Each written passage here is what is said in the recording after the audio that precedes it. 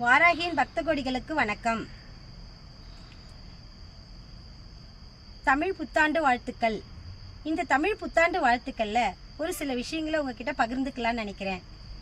இன்றைய தினத்துல நீங்க அம்பாளுக்கு ஒரு சக்கரவள்ளி கிழங்கோ இல்ல ரொம்ப சின்ன விஷயம்தான், மிளகு கலந்த தயிர் சாதம் அம்மாவுக்கு ரொம்ப பிடிக்கும்.